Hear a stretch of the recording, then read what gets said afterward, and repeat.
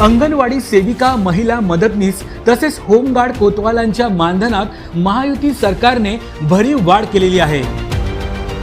अंगणवाडी सेविकांना 15,000 रुपये तर अंगणवाडी मदतनीसांना 8,000 रुपये मानधन देण्याचा निर्णय सरकारने घेतला आहे।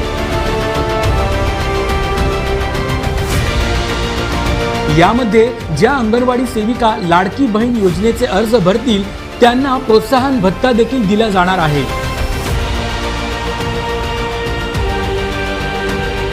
याकरिता राज्यभर विशेष 4,860 शिक्षकांच्या पदांची निर्मितीही केली जाणार आहे।